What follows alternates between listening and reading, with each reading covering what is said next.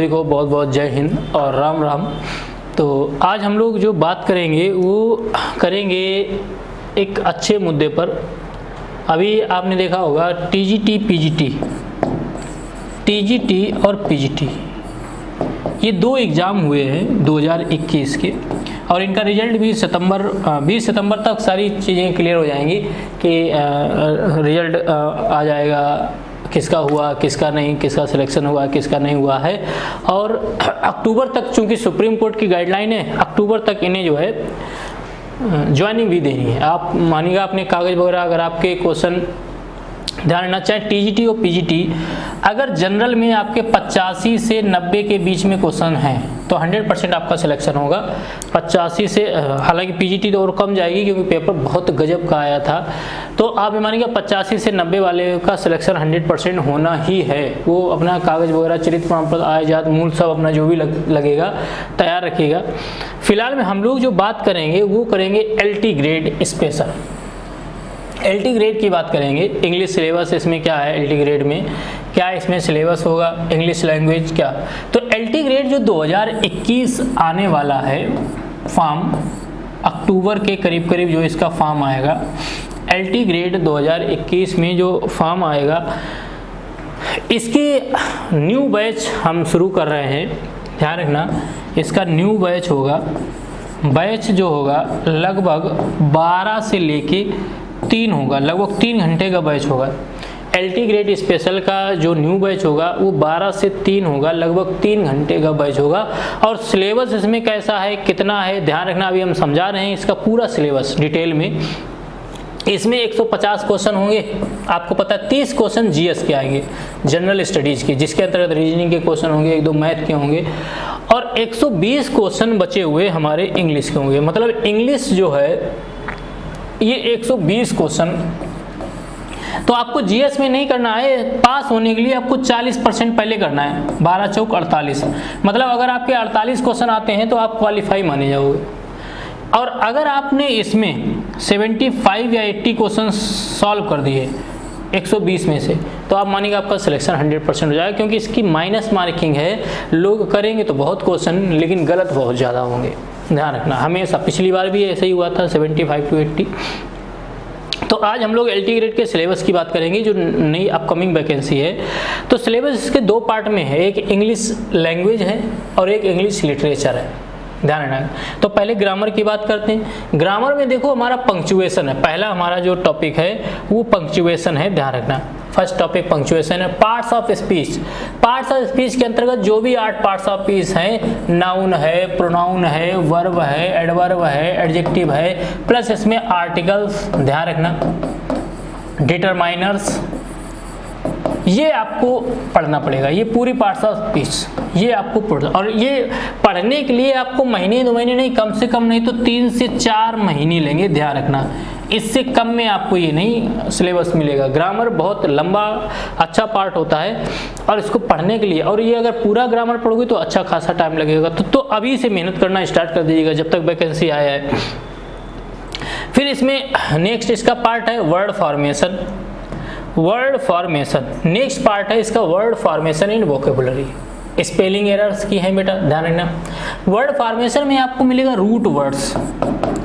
Root words, अब root words की हमने बहुत सारी क्लासेस अपने YouTube वीडियो पर डाली है बेटा, लगभग 5 से 7 क्लास होंगी। Root word 1, root word 2, root word 3, ऐसे करके हमने क्लास डाली हैं। तो आप लोग देख लीजिएगा कि कैसे वर्ड फॉर्मेशन होता है और क्या होता है। टेंस एक टॉपिक है, टेंस का भी वीडियो हमने बना के डाला है, लगभग 3 से 4 क्लासेस होंगी, इसमें भी आप देख लीजिएगा। नरेशन, कंडीशनल सेंटेंस जरूर आएगा, ध्यान रखना। और आज ही हमने मतलब पिछली क्लास में आपका प्रेजेंट सब्जेक्टिव मूड पढ़ाया है और पास्ट सब्जेक्टिव मूड पढ़ाया है, तो ये मूड अपना टॉपिक पढ़ लीजिएगा और आपको कंडीशनल क्लियर हो जाएगा। कंकॉर्ड, सब्जेक्ट वर्ब एग्रीमेंट जरूर क्वेश्चन आता है, 100% क्वेश्चन आता है, ध्यान रखना। ये जो कंकॉर्ड वर्ब होती है, कंकॉर्ड होता है सहमति, कंकॉर्ड को ही बोलते हैं सब्जेक्ट वर्ब एग्रीमेंट। और इसकी 2 क्लास हमने अपने YouTube चैनल पर डाली हैं, आप लोग पढ़ सकते हो।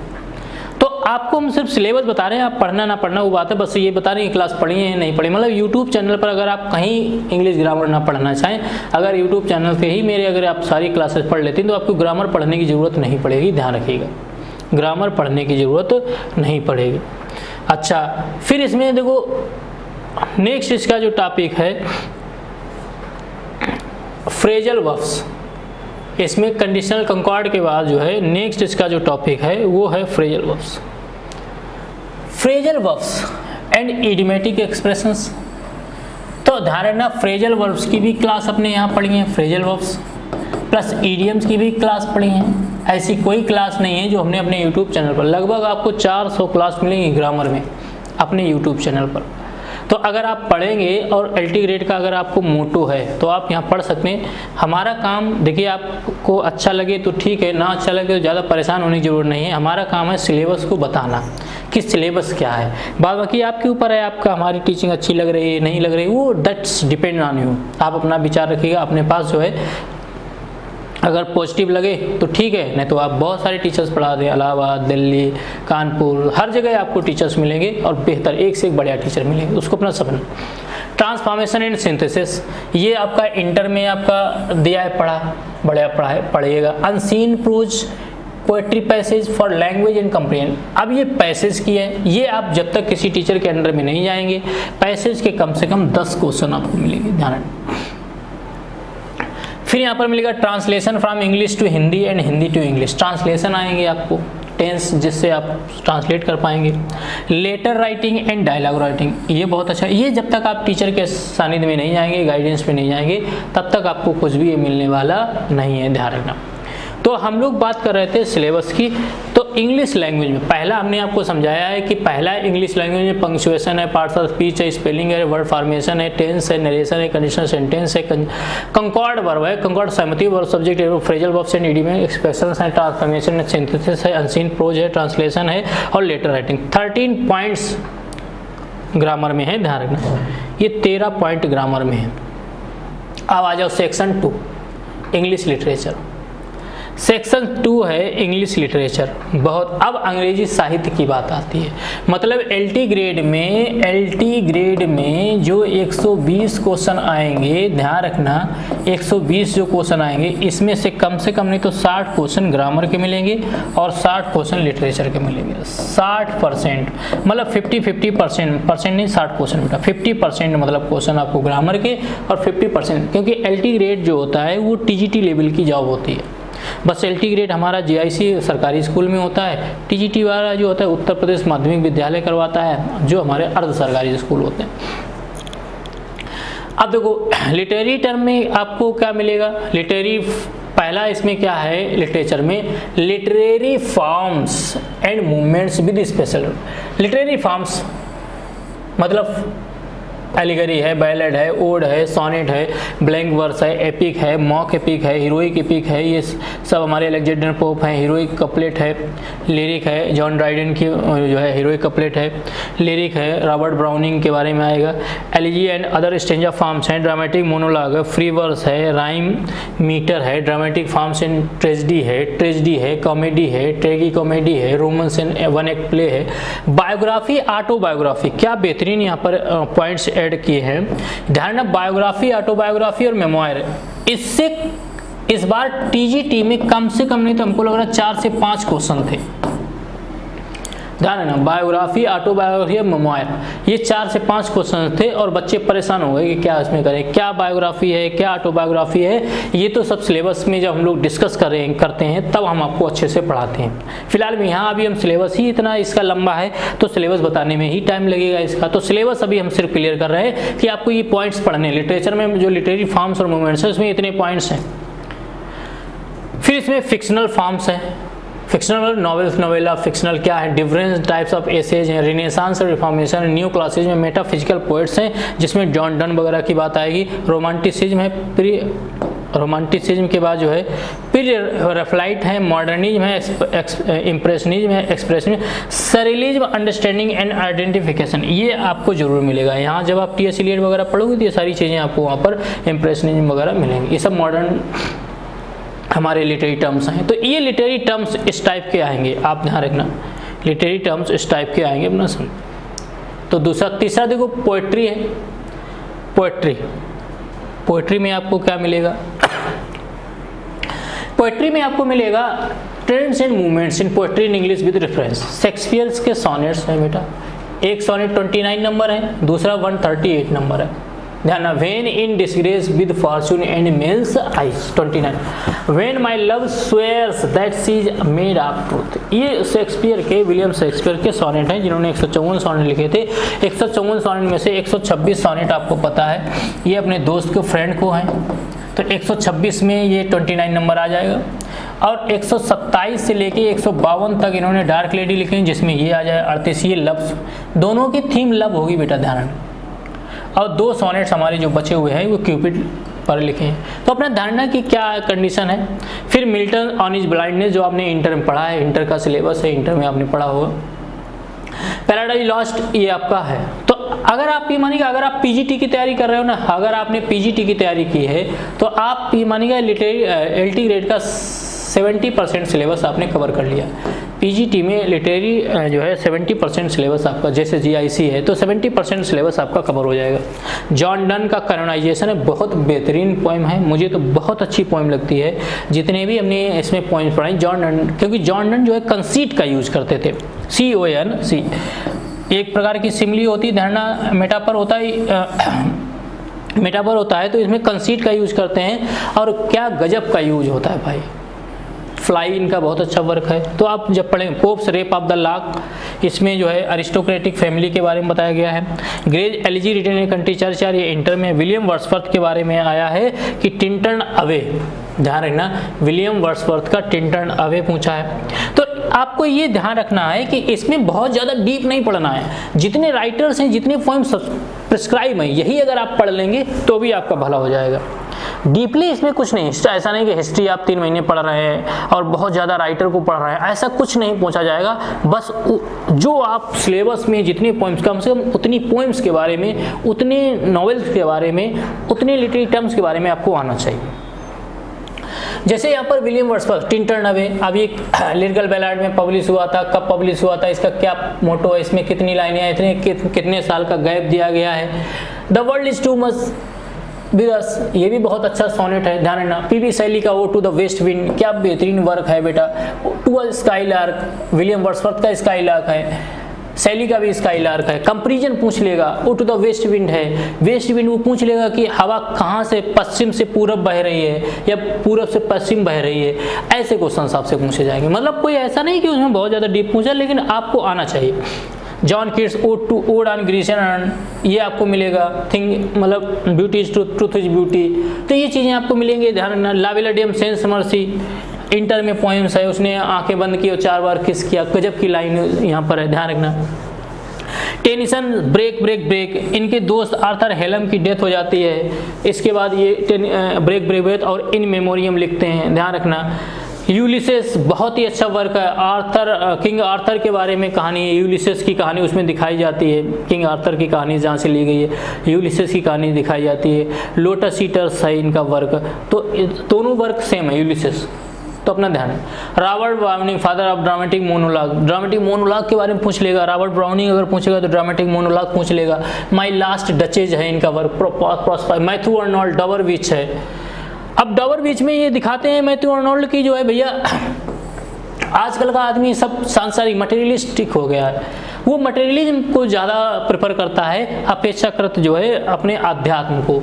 मेमोरियल वर्सेस है, ध्यान, वर्ड्सवर्थ हैं और गोथे हैं, बायरन हैं, 3-4 राइटर की बात करता है यहाँ पर, कहता है ये सब मर गए हैं, ऐसे थे, वो सब चीज़ें। तो ये आपको मतलब यही आपको बेस आना चाहिए, बेस आना चाहिए, बहुत ज़्यादा टफ आने की ज़रूरत ना, पढ़ने की ज़रूरत है डीपली ना, बस ये है। जैसे डॉबरविच है तो इसके बारे में पढ़ लो, इसका सारांश क्या है, क्यों लिखी गई है, कब लिखी गई। मेमोरेबल वर्सेस है, किसका जिक्र है इसमें, क्या लिखा गया, यही पढ़ने की ज़रूरत है। अब देखो W.V. Yeats the second coming, अच्छा वर्क है इनका, ध्यान रखना। The second coming, sailing to Byzantium, ये तो बड़ा अच्छा वर्क है। टी.एस. एलियट द वेस्टलैंड 1922 में आया था। इसमें तो ऐसी कोई ग्रंथ, ऐसी कोई भाषा नहीं जहाँ से इन्होंने शब्द ना लिए हों, इसका सारांश ना लिया हो। ध्यान रखना, एजरा पाउंड को जो है डेडिकेटेड है। W.H. Auden's in memory of W. Yeats. The Ted Hughes crow lights wants दिया है। Whitman O captain my captain inter में है बेटा। तो अब आपको ये पढ़ने की जरूरत है, वो कैप्टन यहाँ पर, ये कैप्टन कौन है ना, और शिप क्या है, ये ऐसे क्वेश्चन पूछ लेता है। Emily Dickens success in counted sweets, success counted sweets. Robert Frost है birch is stopping by the woods, इंटर में पोएम है।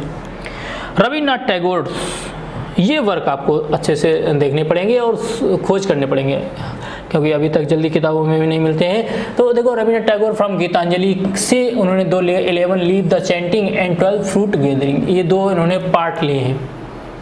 निसीम एजकिल नाइट ऑफ स्कॉर्पियन, इसमें निसीम एजकिल की माँ को स्कॉर्पियन काट लेती है, डंक मार देती है, जो बिच्छू होता है। तब इसकी माँ कहती है कि काश मेरे बच्चों को नहीं डंक मारा, नहीं तो मेरे बच्चे परेशान हो जाते हैं, इसने हमको चूज किया है। मतलब एक पॉजिटिवनेस दिखाया जाता है। Philosophy, love philosophy. Kamala Das का an introduction, Kamala Das Indian writer है। AK. Narayan obituary, Derek Walcott's of far cry from the Africa. तो ये आपको इस प्रकार से जो है पोइट्री के वर्क होंगे। 24 पोइट्री पोएम्स हैं। तो अपना समझ, थर्ड पे आ जाओ, ड्रामा। तो हम आपसे आज सिर्फ सिलेबस के बारे में डिस्कस करेंगे क्योंकि बेटा कोई फालतू की बात अगर करोगे एक्स्ट्रा की क्या है तो उसमें बहुत टाइम लगेगा, क्योंकि यही इतना वर्क ही इतने हैं। तो आप मानेंगे लगभग 60 राइटर्स, 60 वर्क्स हैं लगभग। और अगर एक एक वर्क को 2 दिन में पढ़ोगे ना तो 100 प्लस 100 से ज़्यादा आपको क्लास अटेंड करनी पड़ेगी। मतलब कम से कम नहीं तो 4 महीने का सिलेबस है, कम से कम 4 मंथ्स अच्छा सिलेबस तब चला पाओगे। 4-5 महीने से पहले सिलेबस ही नहीं हो पाया। और अगर कोई टीचर आपसे ये कहता है कि मैं 2 महीने में सिलेबस कंप्लीट कर दूंगा, पूरा पढ़ा दूंगा, ऐसा कर दूंगा, वैसा कर दूंगा, समझ लो लुल्लू बना रहा है, पूरा आपको बेवकूफ़ बना रहा है, क्योंकि 2 महीने में उसकी औकात नहीं है ये सब कर पाए। बहुत सिलेबस है बेटा, गजब का सिलेबस। 60 राइटर बहुत होते हैं, 60 राइटर काउंट कर लेना, मिल जाएंगे। उनके वर्क्स पढ़ना, समझना, सीखना, और सिलेबस ख़त्म करने ज़्यादा दिमाग में होता है कि आपके दिमाग में क्या चीज़ें सेट हों। तो ऐसे टीचर से भी बच के रहना है कि 900 जो है 1000, 2000, 3000 ले लिया फीस और बोला हम करवा देंगे। 3-3000 वाला टीचर कुछ नहीं करवा पाएगा, ध्यान रखना, क्योंकि इसमें इतनी मेहनत करनी पड़ती है टीचर को। स्टूडेंट को तो पता ही नहीं होता है उसे मेहनत कितनी करनी है। जब टीचर मेहनत करेगा तब वो सिलेबस कवर करवा पाएगा। टीचर से ही ये सिलेबस कवर होगा, स्टूडेंट की क्षमता नहीं है, ध्यान रखना। तो अब देखो लिखा है ड्रामा। ड्रामा में शेक्सपियर के 3 ड्रामा है, मैकबेथ है, 12 नाइट है, मर्चेंट ऑफ वेनिस है। तो ये मैकबेथ एक ट्रेजेडी है, एक कॉमेडी है बेटा ये, और ये हमारी मर्चेंट ऑफ वेनिस जो है साइलॉक और ज्यूज के ऊपर कहानी है।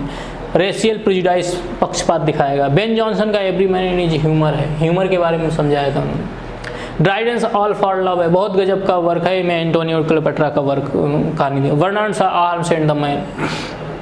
गैल्सवर्दी जस्टिस भैया 1909 के करीब आया, सॉरी हाँ, तो आपका 1909-10 में आया था। अब ये क्या गजब का है, जस्टिस डिलेड जस्टिस डिनाइड। बेहतरीन लाइन है, बेहतरीन कोटेशंस हैं, मज़ा आ जाता है अगर मॉडर्न में इनको कोई पढ़ाना, या सोशल वर्क अगर किसी ने सोसाइटी पढ़ लिखा है। Harold Pinter the birthday party अच्छा है। O Eugene's O'Neill the hairy ape, ये भी अच्छा वर्क है। Arthur Miller's all my sons, Girish Karnad है वदना, ये बहुत गजब का वर्क। इंडियन राइटर में हमें आर्थर इनका ग्रीस कर्नाड का बहुत अच्छा लगता है, और अच्छे राइटर हैं, ध्यान रखें। तो ये अपना समझना। अब आ जाओ प्रोज एंड फिक्शन।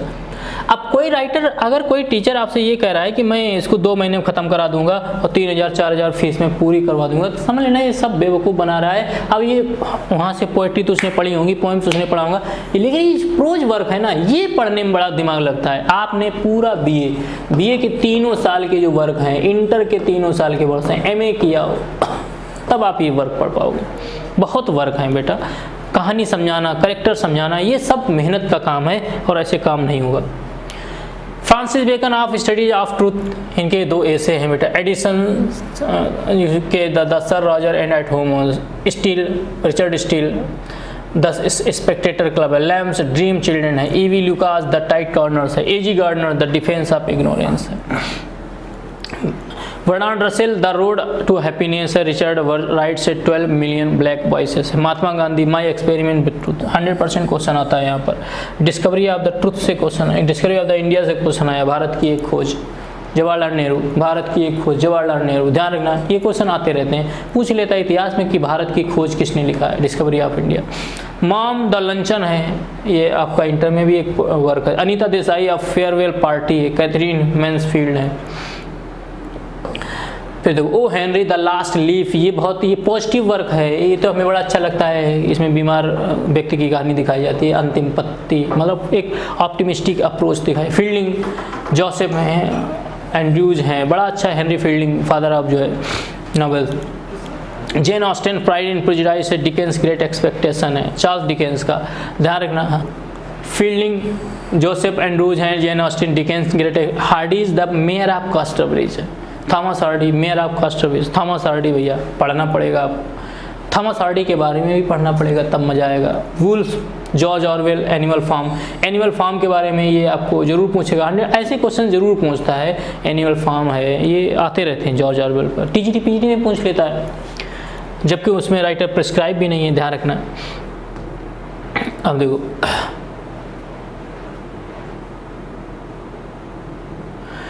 फिर लिखा है वुल्फ मिस डॉलोवे है, गोल्डिंग्स लॉर्ड ऑफ द फ्लाइज है, हॉथॉर्न्स द स्कारलेट लेटर है, Hemingway the old man and the, भैया 84 दिन की कहानी है, 84 दिन की कहानी, 84 दिन की कहानी देगा।